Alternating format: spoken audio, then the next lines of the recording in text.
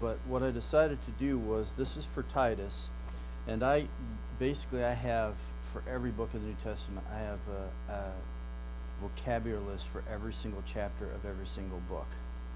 But it's just the words in their stem form without any changes. So what you would see in the text is not what you would see on the vocabulary list for those books.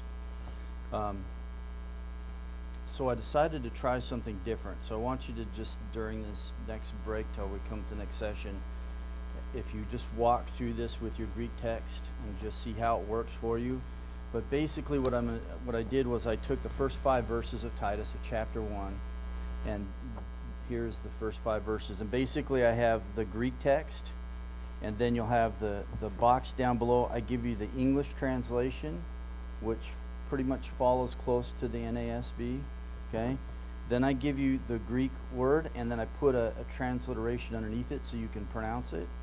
And then I give you the definition, but I also then in the last column I give you the origin of the word. So if there's some interesting tidbits about the etymology of the terms that are used here, then I just give you those notes.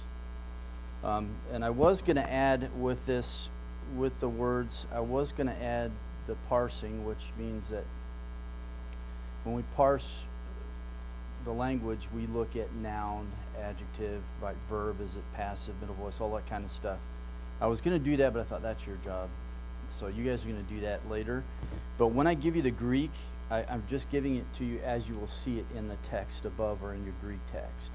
Okay, so there's no changes to it. So you can essentially just read through Titus with your Greek text alongside of you and just read through the first 5 verses, and then you can just look at the Greek and the definitions and all that kind of thing. And that'll get you used to handling the text. And then when we get into morphology, which will be the next major section, then we'll start talking about these building blocks of words and that kind of thing, and then we'll start adding a little bit more depth to this. So if it's a good tool for you, let me know. If it's easy to follow and use, then I'll just keep doing it this way. If not, then I'll switch it up a little bit. So just give me your feedback on it. Let me know what you think. And at the end of the time, we'll talk about, if we got time, we'll talk about how to pronounce the words and break them up so you read them. But like I say, I give you the transliteration, so you should be able to just, figure that out on your own for now until we get around to morphology proper. So there is that. Then with these notes that I handed out for lesson 1, this is part 3. You have this, or letter C, in your notes. We're not going to look at this at all. Everything we're going to look at is in part 2 that I just handed out to you, the new copy. But just have this. It has there were things I wanted to add to this section, but I would have had to redo the graphs and everything else. I'm like, this is too much of a hassle. So I just wrote a whole new section, and we just put it in the second part. So this is for you to put in your notes, and it's just added extra thoughts on these. And then we have an appendix. There are 2 of them for lesson 1. This is the first one. And this one will talk about accents and that kind of thing. And I will pass this out next time, morphology, and you'll start digging into that. And we'll talk about accent marks and all that. So next time you'll have 2 appendices that I'll give to you that go with lesson 1. So you should have a pretty thick section for lesson 1 overall. And hopefully they'll benefit you. The appendices are basically, I'm going to give you just stuff that as you get a sense of the language and how it works and that kind of thing, it'll just take you a step further. And then if you really want to keep going, then I'll talk my dad into giving you all a free copy of his Greek morphology grammar. You can have that and just go with it. But at least I give you enough stuff to work with and give you plenty of things to study. But the time tonight I want to spend on lesson 1, part 2. We're going to go back and recap some things. We're talking about vowels tonight, diphthongs, and glides. But we'll go back and recap the consonants a little bit together, and then we'll look at vowels and all that. And I really just, the PowerPoints are going to become less and the notes will become more, because really I'm trying to get everything into the grammar. So once I got a sense of where I was going with this whole thing and how I wanted to piece it together, then all of a sudden things started falling into place. I've added some letters that we're going to look at tonight that weren't in the original grammar, but I added them to this one, so hopefully it'll be a benefit to you. So if you want to turn your notes to page 4, is where we're going to start our time talking about phonetics, how sounds are made, and we're going to look at consonants, vowels, diphthongs, and then glides will be at the end, and you'll understand why we deal with glides after looking at diphthongs. So, but to go back and sort of recap why we're looking at Greek this way, we're approaching it from a linguistical point of view, and the intent is that we would understand better how language works, the nature of language itself, and the principles that we learn as we go through this material will carry over into the study of other languages, and these things will benefit us, and especially then if you're going to learn languages within this family tree, Indo-European, originally called Indo-Germanic, but within this family tree there are a lot of languages that you'll come across that you may study, and this will give you a whole lot of principles to work with as you move through. And just understand, we're not trying to establish necessarily hard and fast rules, just principles. We're not trying to formulate a system, but just if you get the ideas and the principles that lie behind these things, then however it, so that way when you're piecing it together in your head, you can put it to your own kind of format. However these things sort of gel for you and how you fit them together, this is what I hope, but at least capture the principles and then you'll figure out how to put them together in your own sort of framework. It's like our theology, right? We go through a book, study it. As we come to understand the theology in a book, we draw it out and we have it, but then we have how we formulate in our minds different things that we believe and so on. And as we study a new book, we have to factor in these new things that we've learned to what we've already learned and that kind of thing. And so that's sort of what I'm trying to help you do, is just give you principles, and then you will formulate these things and piece them together as you go along. So just let stuff float. If it doesn't come right away, don't force it. Just let it hover, and eventually it will find its place, right? All of a sudden one day you'll just, boom, it'll click. You'll see something in English and something will click, and it'll all start coming together for you. And so don't try to force it all to come at once. But when we apply this linguistical approach to the study of Greek, we gain great insight into language, how it works. And so then when we look at things that happen in these word forms, like tonight we'll talk about a couple principles. Liquids and sigmas don't go together. There are a whole lot of changes that happen. There are 3 letters actually that aren't used in the time of the writing of the New Testament, time of Christ, but because those letters dropped, there are a whole bunch of changes that happen to words that most don't even know why they happen. So then they're left with memorizing lists of terms and forms and so on, but if they learn why the changes happened because of a loss of a particular letter, then it would take a whole bunch of study time right away from things that they don't need to waste their time on.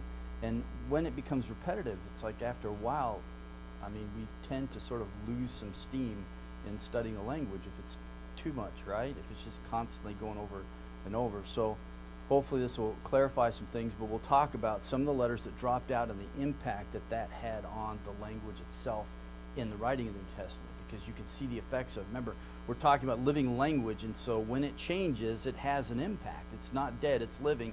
It has its impact, and so all these forms that come and go has an impact on the language overall, and we'll see that happening.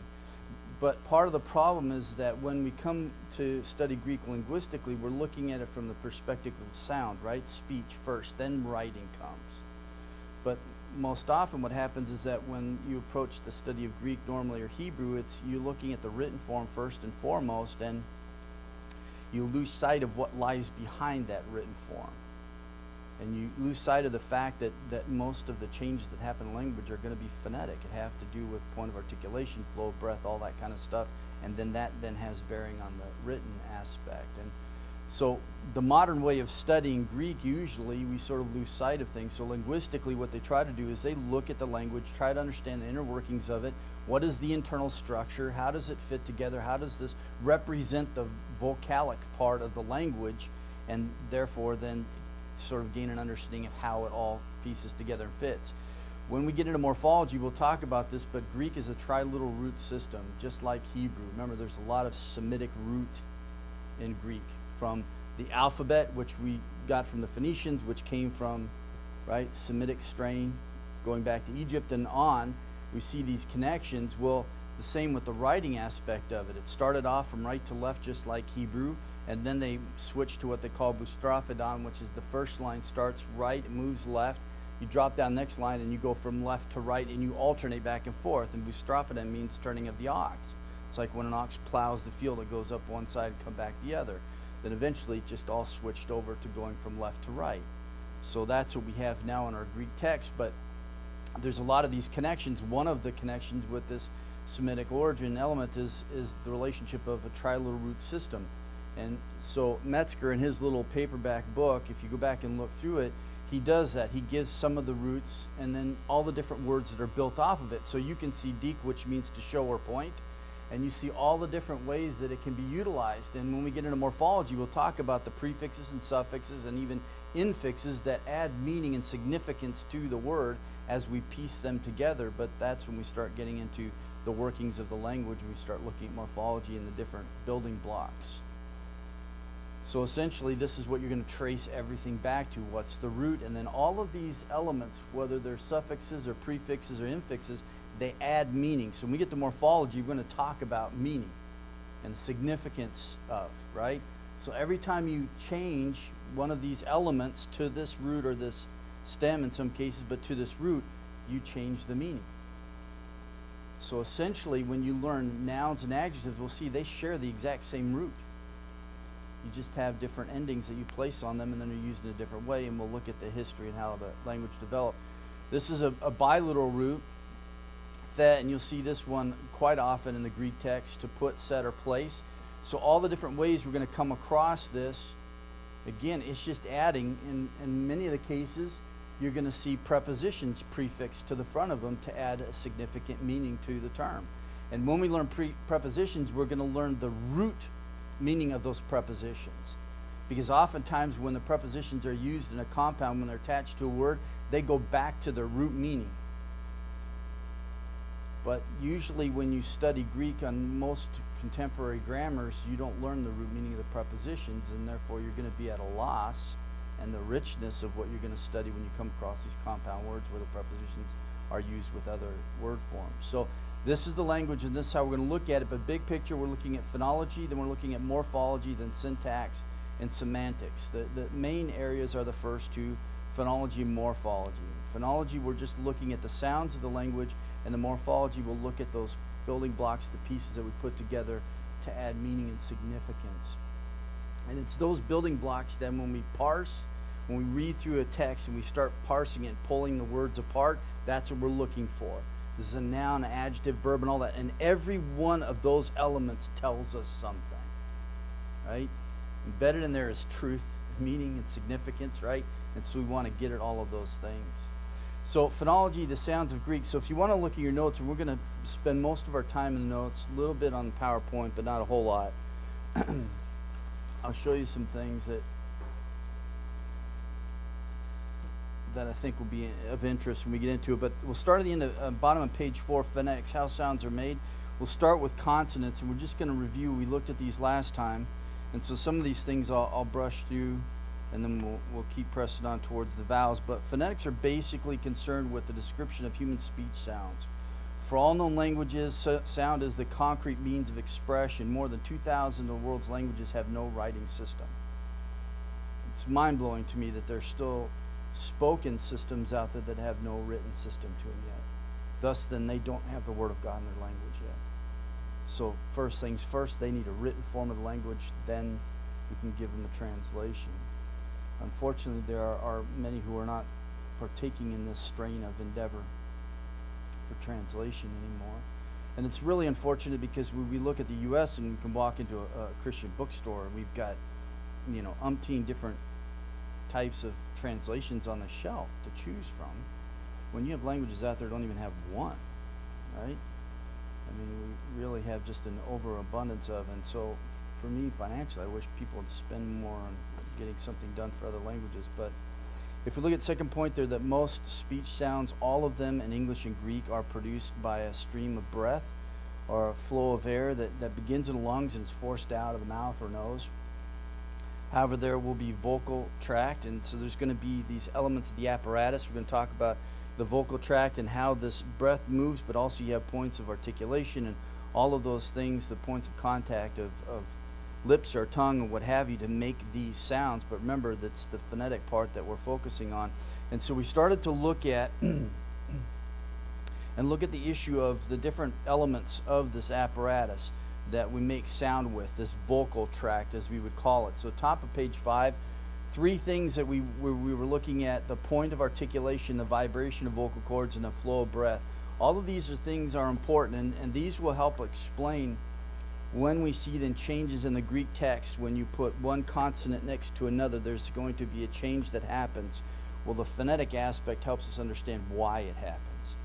When you know the why, then the outcome, right? I mean, it's just makes sense, and you'll see it, and you'll be able to figure it out on your own instead of someone having to tell you these things. But understanding these 3 things: so articulation, vibration, vocal cords, flow of breath.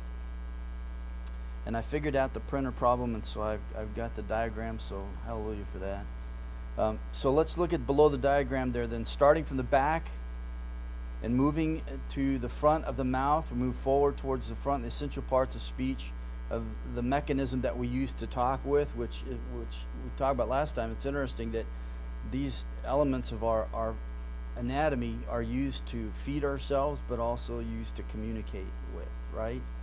And so we edify one way or another. We eat and edify ourselves, but when we speak, we edify other people by the things that we communicate. And it's such a privilege to be able to do this. I think sometimes we take for granted the fact that we can talk to people and express our ideas and thoughts and so on, and we have a choice of words that we can put together, right, to really pinpoint what we want to say. And it's such a privilege for us to be able to do those kinds of things. But then when those things are taken from us physically, something happens, what have you, and we start to realize how crucial they are to our life. I remember Hebert, Edmund Hebert, he was working on commentaries, and at the same time he was losing his sight as well as his hearing at the same time. And so he prayed and asked the Lord, he says, if you would permit me to maintain my sight, just take my hearing if I have to lose something. He says, because if I have my sight, then I can study your word with it. And so God in his graciousness, he did that, preserved his sight, but lost his hearing, and he's written commentaries and works that have carried on after he's gone home to glory. But I mean, amazing, these things that we have, and just fail to recognize sometimes the beauty of what we have. So we'll break it down and look at these 3 things that we started to look at, but starting with the back, and we'll move towards the front. We have the velum, which is the soft palate, number 1 there. And then we have the hard palate. And this makes the distinction. If you look at the bottom of page 5 there, the Sanskrit consonants. If you look at the left-hand side, starting from the top, moving down, you have gutturals and then palatals. And that's really the distinction between those 2 letters, is that one is that the guttural for them is the soft palate at the back, and then the hard palate is where they refer to as palatals, and that's the roof of their mouth, right? The part that you usually burn when you eat something hot.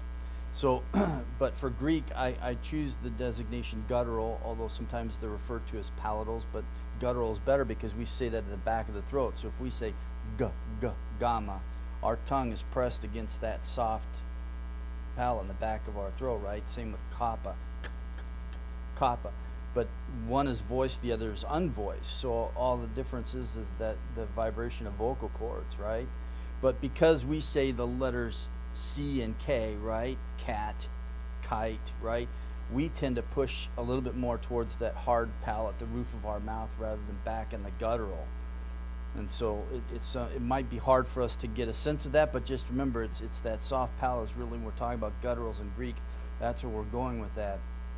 Then we have the nasal cavity. This is another part of that vocal tract. The flow of breath goes from the lungs, travels up and into the nasal cavity. So when we say moo and nu, and in English and mom, right? We have that flow of breath that goes up in the nasal cavity, and that's where we have the pronunciation of the sound. And so these letters represent that. And we'll talk about the classification of these, because mu and nu, we classify them as liquids, and primarily because they just have a flow to them when we use them. And we'll talk about that when we get to liquids. So we have the velum, soft palate, the hard palate, the nasal cavity, and then we have the alveolar ridge. And most grammars, contemporary grammars of Greek, will refer to these as dentals. They are not dentals at all. And when we say theta, it is that behind the teeth, kaha, right? Or we say tau or delta. It's putting our tongue to that ridge behind our teeth and breaking away from that. Duh, right? And even our sigma, it's an alveolar, so our tongue presses up on that alveolar ridge, sigma. So dental isn't an accurate description of these at all, and especially with the sigma, because you don't use your teeth, right? You don't say figma, can't say that, right? So the classification is important, and over time, especially here in the West, to try and sort of expedite the learning of the language and trying to make it so connected with English that there are things that we have completely lost that we need to hang on to when we study Greek, because it will make it so much easier for us understanding that. But these things have been altered over time, unfortunately. So I'm not trying to reinvent the wheel, but trying to just capture some things that once were taught. Because here's the thing, it used to be that when you learn these languages as a kid in Europe, you would learn several languages as a kid. But here in the West, it's something that we're forced to do, and even most of the time we find a way of getting out of it, right? Of learning a second language, which is really unfortunate. But when they learned the second language, third language in Europe, they actually learned how to speak the language. So when they learned Biblical Greek, they also learned how to speak, right? And that way, then they helped to understand, but then that's how they were taught the language. But as we moved this way, things were dropped off and let go of that shouldn't have been. And so we're trying to sort of capture that without, getting too overwhelmed with it. But so the alveolar ridge, that's the other, and then the vocal cords, and that's the lips and then the vocal cords, right? The vibration of and non-vibration of. And if we want to flip page 6 then in our notes, so we started looking at the classification of these things and started looking at these elements. So if you look at Sanskrit, you can go back through that and just follow the diagram, the chart for the consonants in Sanskrit, and see that there is some method to the madness. I'll show you tonight on PowerPoint with Hebrew, when the Masoretes developed a vowel pointing system, because there weren't vowels. There was no vowel notation. They were consonants that were used to indicate the vowel sound. And that's how they would know when to make a certain vowel sound, A class, E class, I class vowel pronunciation. And then the Masoretes, to preserve the reading of the Hebrew text, they developed a vowel pointing system. But we'll learn that when we get to the end. But just, it's interesting to watch this. So then there's this method, and because they're looking at it linguistically, there is scent. So let's look at that. We have the Greek classification. We're going to look at gutturals, and then alveolars, and then labials. Gutturals, we have kappa, gamma, and this is starting at the back of the throat. It's closed at the soft palate. Right? One is unvoiced, the other voiced. Or the alveolars, tau, delta. It's putting your tongue on that alveolar ridge and then breaking away from the alveolar ridge at the back from behind the teeth. Duh. Now, this is important understanding this connection, because we're going to talk about the tau and sigma and the sibilant. Greek doesn't have a sibilant per se. It's the sigma actually, but they couldn't make a combination of tau and sigma because they had the same point of articulation. And so what happens is they assimilated. They became one. Now, most grammars, when they talk about it, they'll tell you that the tau dropped out. It didn't drop out.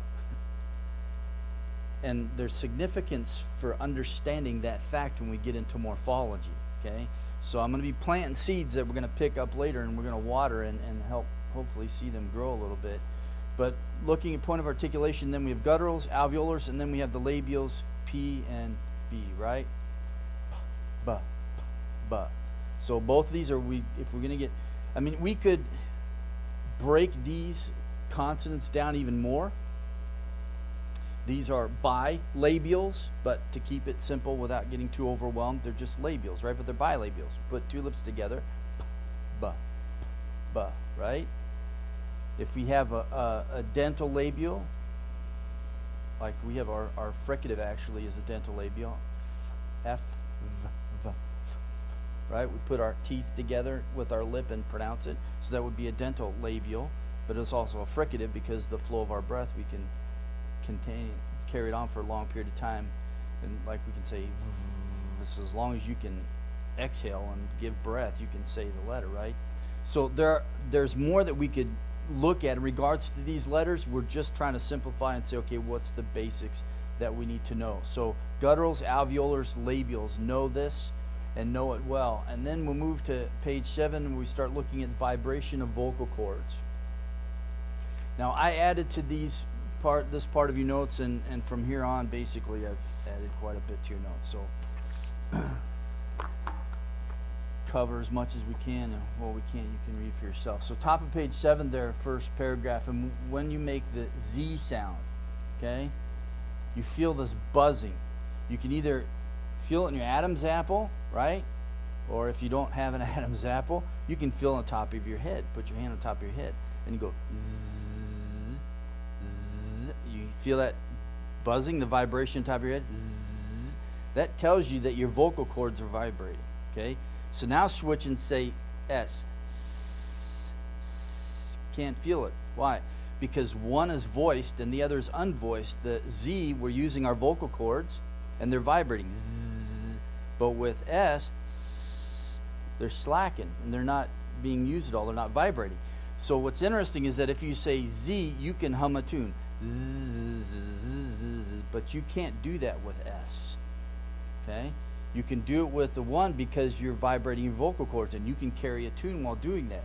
But with S, you're not making any kind of tune, therefore you're not striking any kind of musical chord, and so therefore you can't hum a tune when you do that.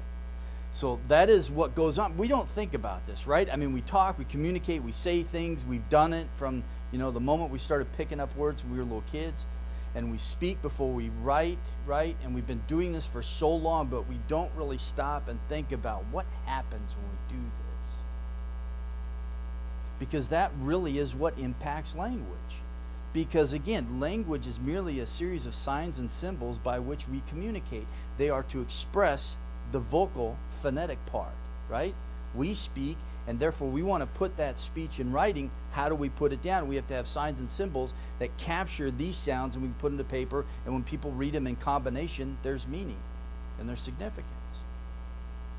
But we just don't necessarily think about all this stuff all the time, right? Same with hermeneutics. So when I taught hermeneutics in seminary, principles for studying the Bible, and they thought, well, why do we need to learn how to do this? I said, well, in one sense, you really don't need to, because you practice hermeneutics every day. You have a conversation. You interpret what the person says to you in a conversation, right? If someone interprets it wrong, if you go to Starbucks and you order a coffee and they interpret your words wrong, you get the wrong cup of coffee. There's misinterpretation, right? And the outcome not so good, right? So then you take that into other areas of life, right? Husband and wife, miscommunication, argument, bad, right? So, but we use all of these things all the time. Well, the same with speech and language in that. We use these elements all the time. We really just don't stop to think about it. But stopping and thinking about it will take us a long way in grasping how language works, and therefore then it makes Greek easier for us to learn in the end run. So I give you a list of letters there, voiced and unvoiced, V, F, B, P, right, D, T, and if you say them, same thing, you can feel the vibration of vocal cords or the slackness of them. So next paragraph below that, though, while vowels in English are regularly voiced, consonants may be either voiced or unvoiced. Greek consonants, too, may be divided into two groups according to tension or slackness of vocal cords. So if you look at the bottom page 7 there, we have, dealing with the vocal cords, we have the unvoiced. Also known as surds or hushed, means without vibration of the vocal cords, and you can note the difference of the various terms. And then you have on top of page 8 there, then the voiced, also known as sonants, or meaning sounding, which is you have that vibration. And I only give you these other terms because sometimes you'll read some of the older grammars and they have these terms in there, but these ones really capture at least the significance of what we're talking about, voiced and unvoiced. So it is like air blown into a balloon, letting out the air, constricting or relaxing the stem. So when we blow up a balloon, right, and we take the stem, when we were kids, maybe sometimes adults we do it, but we put air in there and we just pull the stem, right? If you pull it tight, it makes that loud squeaking noise because the vibration is caused, right, to greater frequency as you pull it tight. But if you slacken it, then the air passes through without any kind of vibration and so on, and therefore you have voiced and unvoiced. So if we look at our gutturals, alveolars, and labials, all three of them have unvoiced and voiced. For the gutturals, it's kappa, gamma, so when we say them, k, g, k, g. If we say alveolars, tau and delta, t, d, t, d. Now this is important because we're going to learn too that when we talk about unvoiced, usually it's the unvoiced consonants that make up combinations. So it's the unvoiced that are aspirated, taha, paha, right, kaha, and it's also the unvoiced that becomes sibilants. Kappa, sigma becomes x, right, which is the letter xi, and so on. So we'll see that when we walk down through that. So it's interesting how much is built off of the unvoiced. And then we have the labials, p and beta, p, b, b. So the other is in flow of breath, and under this we're going to look at several classifications of the consonants, and we're also going to just combine some things here, but we're going to look at a couple of things. We're going to look at aspirates, sibilants, and then we'll look at the nasals. These deal with point of articulation, but primarily we're going to focus on the flow of breath. So under number 3 there, page 8, flow of breath, and this whole section is pretty much added from previous notes. So tell me if there's things when we're going through this and you're reading through it at home, say, man, that'd be nice if you'd clarify, give an example of. Let me know because I can embed it into that, and we'll go on. So aspirates and sibilants. First, we'll look at aspirates. These are key, theta, and phi, made with rough breathing, so it has that H sound. The sibilants there, number 2, because it makes the S sound like it's a hissing noise. This is where the word sibilant comes from the Latin, I hiss. So when we say it, it has that S sound to it. Now, the thing that's important for us to understand, and I put these notes in this part here on the bottom, page 8, under sibilants there, it's really important that we introduce these things, and I thought I need to have this in your grammar, and then we'll just keep coming back to these thoughts.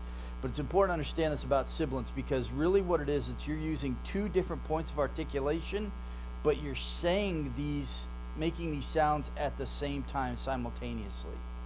So it almost seems like they're merging into one, but they're not. Okay?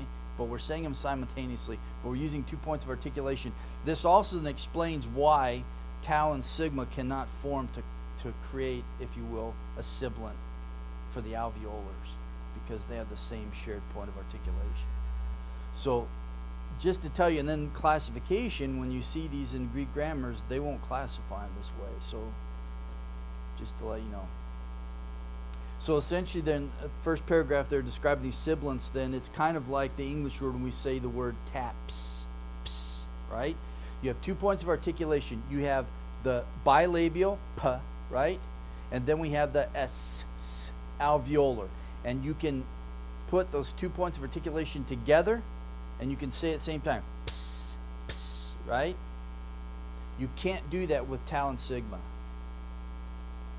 So a true, if you will, a true sibilant is being able to use 2 points of articulation, saying 2 consonants simultaneously, right? Or making these 2 sounds simultaneously. So second paragraph there, the unvoiced, or stop as some grammars refer to it as, the unvoiced plus a continuant, and that is the S.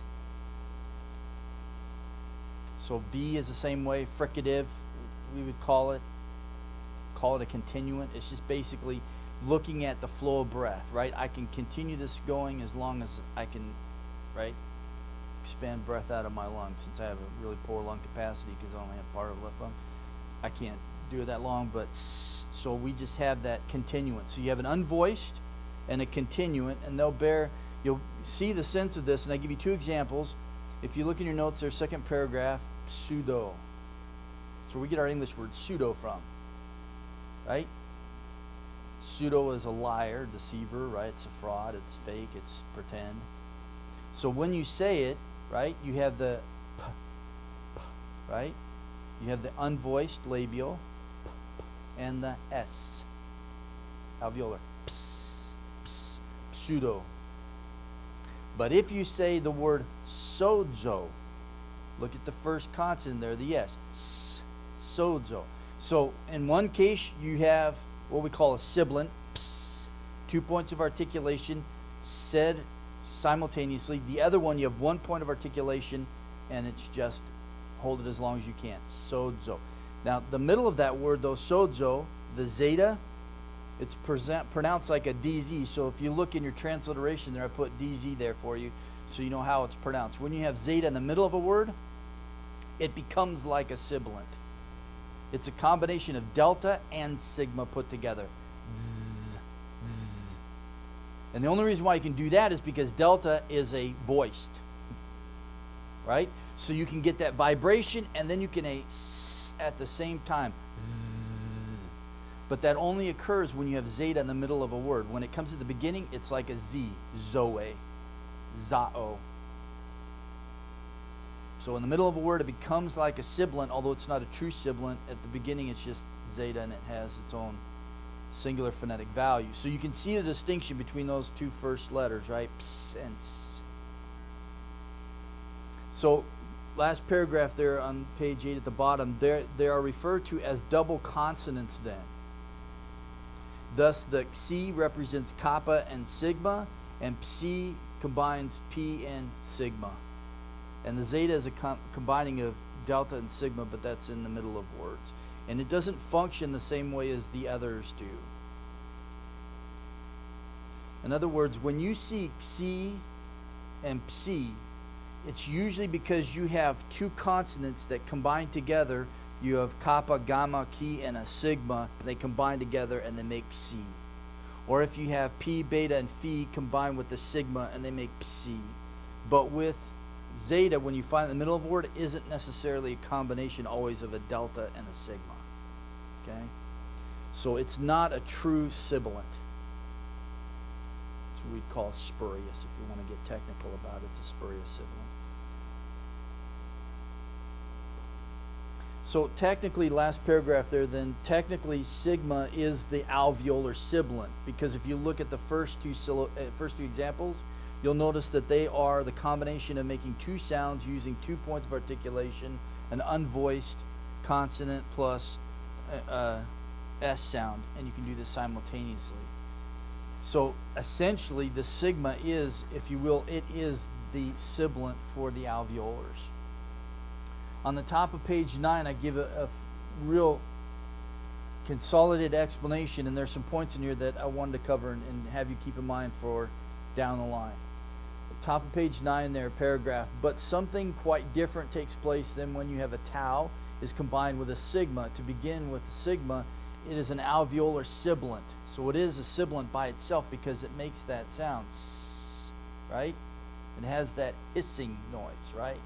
And that's then what carries into the other sibilants, is it brings out the sibilant sound, Latin, right? I hiss. So it is essentially a sibilant. So it is impossible to make those two sounds separately and simultaneously, since they are both formed by the use of the same point of articulation. Tau is an alveolar unvoiced letter, and sigma then is the alveolar sibilant. So this is where it becomes interesting, because essentially some have said, well, then the tau just drops out. It doesn't. It doesn't. It assimilates. Okay? So follow in the paragraph with me. So in the case of the two examples given above, the guttural sibilant, xi, and the labial sibilant, psi, the two letters kappa and p do not drop out, but are simultaneously pronounced with the sigma. They aren't lost. They're in the pronunciation, and therefore they're maintained in the letter itself. But when, however, the alveolar letter tau is combined with an alveolar sibilant, sigma, the tau does not drop out, as some have suggested, but it is assimilated to the sigma. In other words, the two become one. Now, this is an important principle. I'm laying it out for you now. and this is something we're going to keep watering as we go along, okay? The tau does not drop out. It assimilates. It's like our English word pants. The T and the S, they essentially blend together. Tss.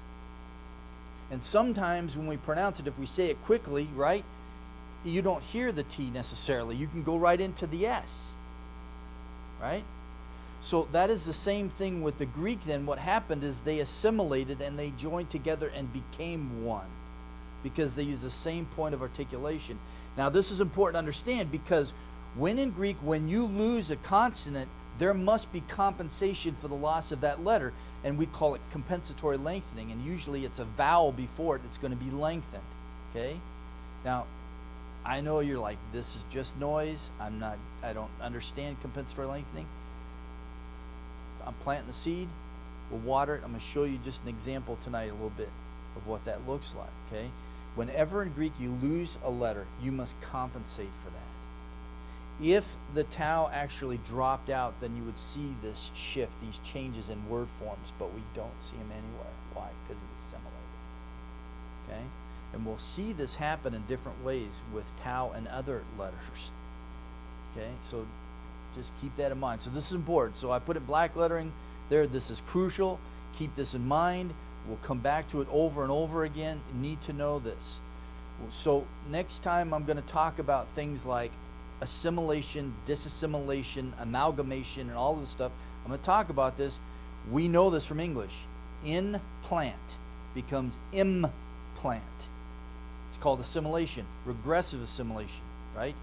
Impossible becomes impossible, regressive assimilation. One consonant makes the other change, okay? It stays a nasal from n to m, but because the one consonant p is a bilabial, it makes the other one become a labial, but it stays a labial nasal, right? So just to say, okay, these are things that we're going to pick up as we go along. And then the next one, they're number 3 on page 9, nasals. This is mu, nu, and gamma, all right? And this one I explained a little bit, gamma, because we didn't cover this last time, but gamma, when it occurs following a kappa, a key, or another gamma, it becomes, if you will, an N sound. It's a nasal. So we get the word angel from angelos, okay? That first gamma becomes a nasal in pronunciation, ng. So it's like our English word sing, ring, that ng sound, that's what happens to it. And usually you're going to find this combination, 2 gammas together. The first one becomes a nasal and the second one maintains, right?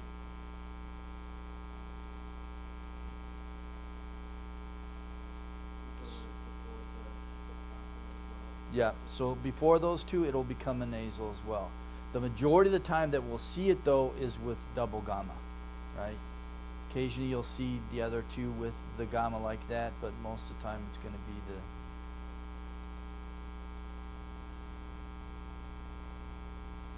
So that's new to your notes. We can cover that. Aspirates. I want to deal with aspirates. I'm going to leave you to deal with aspirates. So this took me a bit, okay? So aspirates start on the bottom of page 9. We talked about this, how the symbol, which we get our capital H from, so it has Semitic origins from Phoenician alphabet and on, right? So we get our capital H from it. So if it's interesting, if you look at lowercase eta, that's where we get our lowercase h from, right? Because all you do is put a line at the top because you have that same swoop. So these are just symbols used to represent sounds. So they took this letter, and in the transition of the Greek language, as everything was consolidating and being united and all this stuff was happening, that symbol became used for the capital, right, form of eta. And it carried on in one strain of Greek. Another strain used it also as rough breathing marker. And I give you the notes on that, pretty well explanatory. If you read through it over this break and then we come back next time and you want some clarification, ask me, but I think I did it. And on page 10, I even found symbols to do the half. So our rough breathing marks, right, the backwards apostrophe essentially is what it is, right? Rough breathing, so it makes an H sound. Hamartia, we have that H sound at the beginning. And if it's smooth breathing, right, it's anthropos. There's no H sound. So I found a little symbol to use to show they cut that H, right, symbol in half and used one for rough breathing, one for smooth breathing, and then over time it just became those little ticks, and there you go. Can't tell you how long it took me to find the symbol, man, that would work, you know, and then would work in the text. All right. So aspirates, that continues on from page 10 into 11. We'll talk about this as we get into morphology on page 11 there, because you're going to have times where you have these double aspirates. Tithemi is a prime example on page 11 there. Underneath the Sanskrit consonants, we have tithemi. There's going to be a deaspiration of the first one, and it becomes tithemi instead of thithemi. Right? And if we pronounce it like they did, it was taha, right? Tahemi. So they didn't like saying that, so they just deaspirated the first one, which all it is, if the aspirated form, is just a tau plus rough breathing, taha, right? So when you look at it, the symbols look radically different, but when you know what's happening phonetically behind that, right, it makes sense. So all they did was deaspirated that, and we'll come across a bunch of words like that, and we'll talk about this some more. So just let that sit, okay? Building blocks, we're just putting pieces together. So next time we'll talk about deaspiration, disassimilation. What does that look like? But I give you some examples, and at least visually see. Pugo, it's interesting. You get fugitive. To run, to flee, hide. All right, page 11, sibilants then. We looked at this already for the most part. There are the different forms. Originally, the sibilant was a combination of unvoiced plus the S sound. Xi then became that symbol that was used to represent that sound phonetically, but then it came to represent every time you had a kappa, gamma key with a sigma following it, then you'll see these combinations of consonants. So you'll see the Xi in a text in the middle of a word. You'll see that letter Xi, that symbol. You'll know that there is a kappa, gamma key, and a sigma behind that. All right? And then you'll get to your triliteral root. And we'll get to more about how that, you'll figure that out so it's not as complicated. All right, so page 12 then. We have nasals. Those are pretty easy. There's not a whole lot of elaboration. Top of page 12, this is interesting. So you have a case with Acts 27:39. You have a sigma and a kappa, escosai. So sometimes you'll have this combination like that. It won't be changed, but sometimes you'll find some of the editors will change it. Just to say. But it doesn't change the meaning. It's the same, right? Just so you know that. So if you see one of these variants in the text, like 1 Corinthians, we have two forms. We have an archaic form and a present day form, as Paul's writing to the church in Corinth. And every Bible program I have looked at parses them wrong. They get the second one right because it's more contemporary, but they get the first one wrong. They're the exact same form. Shall I praise you? I shall not praise you.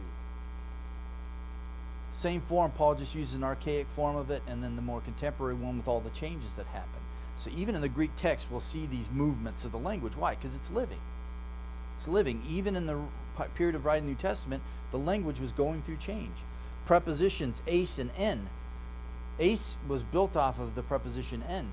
They just added a sigma to the end, and then liquids and sigmas don't go together, so the nu drops out. Compensatory lengthening, you have ace, iota, epsilon, iota, sigma. So all of this stuff is happening in the text. So just know that, because when you know that's happening, right, and you see these things, they're going to freak you out. Not to mention, you're going to have Bible programs going to parse it one way, and you can go, no, that's not right, man. And you will know. The way that you know what that particular term is that you have epsilon, iota, those two vowels put together. They are not a true diphthong. They're always formed based off compensation. In other words, there was a letter loss, and therefore the epsilon was lengthened to an A, eta, or epsilon, iota, okay, A sound. I see those two vowels together, I know the word changed, right? Most grammars, you won't even know that. So you'd never pick that up. So then you would trust your Bible program and you'd be wrong. What can I say? So, page 13, then liquids, and then we'll look at vowels and diphthongs, and then glides at the end. And I added that on for you, and that's just, to me, the glides are really cool. All right, we'll end with this. So liquids classify, we'll come back to this, but liquids are lambda, mu, nu, rho, okay? And really the reason why they're classified as liquids, right, although we know that mu and nu are nasals, and even rho technically, but the reason why they're classified as liquids is because they're easy to pronounce. There's a fluidity to them. Right? There's just a flow to them, and so therefore we call them liquids. One of the principles you need to keep in mind, first paragraph there under those letters, is that liquids and sigmas, they don't go together.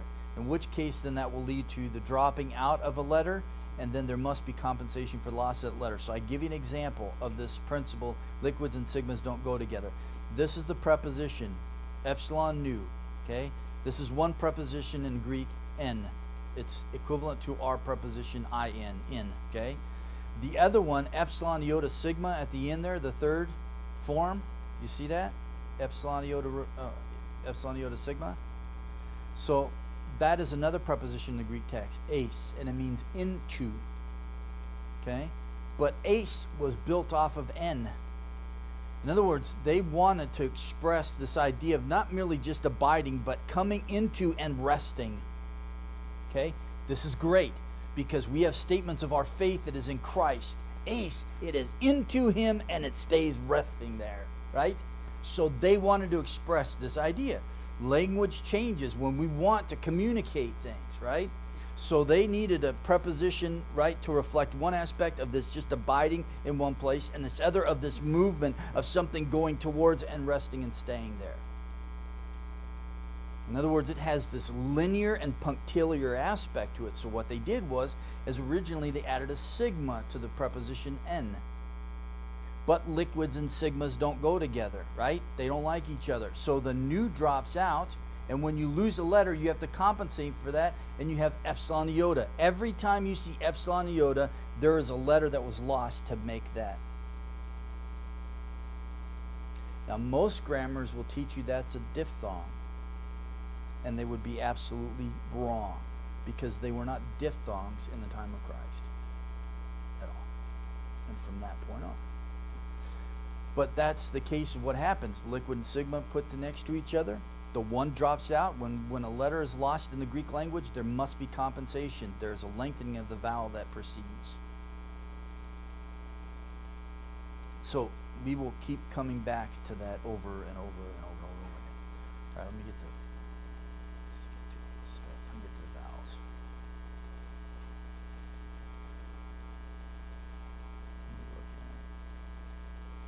And if you want more examples, I'll give you more of those as we go on. So don't sweat it. Oh, yes, cool. All right. So vowels.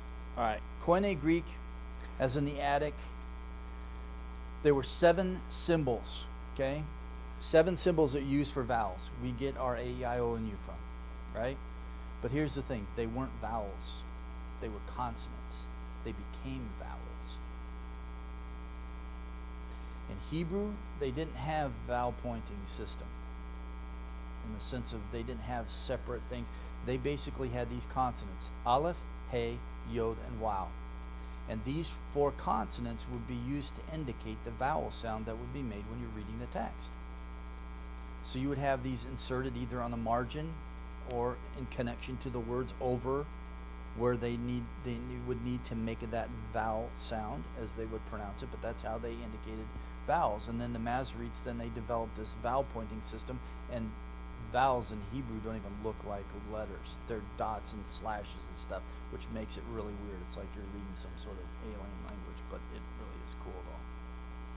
So basically then Greek needing symbols for their vowel sounds that they were making, they borrowed these symbols, but they originally were consonants. Now that's important to know because there are changes that happen and relationships that happen in words. Knowing this helps you understand why. But not knowing it, you don't have a clue why, and therefore then you just memorize lists of stuff. Okay? So vowels, we'll look at it as we break it up, but this is where they came from. Phoenician to primitive Greek to early Attic. These were the forms that were taken, aleph, hey. They were consonants and then carried over and utilized for vowel signs. The interesting one is yod, and it becomes just that dash, which is iota. And the interesting thing is that iota is going to, originally in Greek, it had this ya pronunciation to it. So not only did it have an I sound, but it also had a ya sound, like a Y. In other words, they used it like a vowel, but also like a consonant. And so it sort of blended the two worlds together, and we would call that a semi-vowel, or, right, consonantal vowel. So starting with the vowels, then looking across the top on your notes there on page 13, there are the short,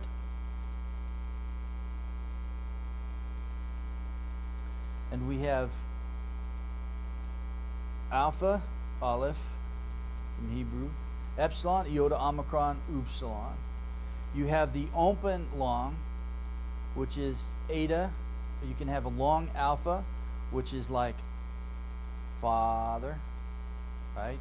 Or it can be short, ah, in pronunciation. Now, most of the time you're going to just pronounce it ah, and most of the time you hear anyone read Greek now or say a Greek word will just pronounce it like ah and father, but know that there was a long and short, okay? So like I told you before, you can learn to pronounce the traditional way of things, just keep in mind how it was really pronounced then, okay? Just remember that, but every time you're going to hear it is going to be the other way. So for the open long, then you have eta, iota, omega, and upsilon. So looking at them classified this way, you can start to pick up sort of a pattern. And then we have the closed long, epsilon, iota, and omicron, upsilon combined. Now these are not diphthongs, but most grammars are going to classify them as diphthongs, and they're not. They're a result of compensation. So when you look at the bottom of page 13 there, and I list diphthongs for you, you will not find either of these listed there. By the time of Christ, they ceased to be diphthongs, and from that point on, they ceased to be. And a diphthong is essentially just having two sounds. So it's like our word group, right? We combine two vowels together to make one sound. It's essentially what happens. Now, the addition to this, and we'll come back and look more at these, but so I is in isle or ow in kraut, oi is in coil, eu is in feud and sweet, we, right? So huios, son. We talk about the Son of God. He is the huios of God. So essentially diphthongs are just two vowels combined together to make one sound, but epsilon, iota, omicron, upsilon are not diphthongs. So going to page 14, I added this to your notes. This was like last minute. All right, you know what? I'm going to do this real quick. So for these, you can pronounce this, and this is where the next section on your notes, I gave you lesson 1C, right? If you look on those, I give a diagram at the bottom for vowels. So look at that with the pyramid and all that. Just go check that out. But essentially, this is what happens. So this is how they're classified by, remember, it's by sound. Short, long, closed, long. So we start with omicron. Lips are very open. Ah, then o, and then oo, right? So same thing when we move from epsilon and down. Tongue near bottom. A. So this last one is a combination, but it's kind of like our EI in the word eight in English. A, right? That tongue's pressed real hard against there, right? So thus their classification of short, long, closed, long, and the movement of the mouth when we say them. So here's the pyramid then. If you start with open and move close and work your way down, omicron, omega, and oo. And remember, the omega came from sheen and seen, the symbol. They took it. They just needed a symbol for their long O sound, and so they just borrowed it and used it instead of S for a O. And then epsilon, eta, and then iota. have are spurious diphthongs. But here's Hebrew. So when the Masoretes developed a vowel pointing system for Hebrew, this is so the top letter up there, that's alpha, that's a consonant. The line under it is the vowel. So here's the vowel, is that little T underneath the alpha.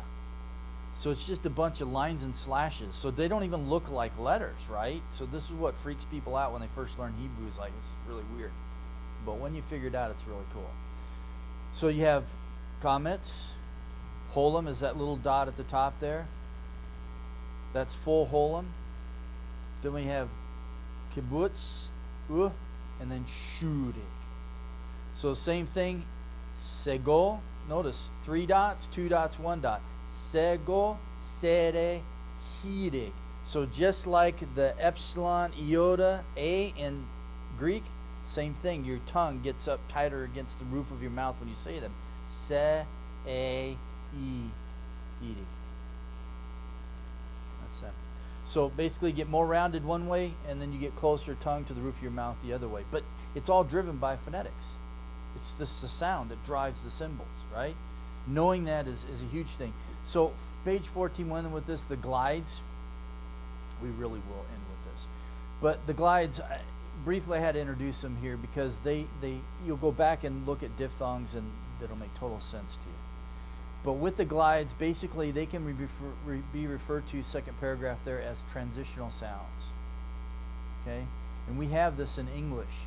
Basically it's characterized this way because of the moving rather than stationary position of the tongue as they pass from the place of articulation.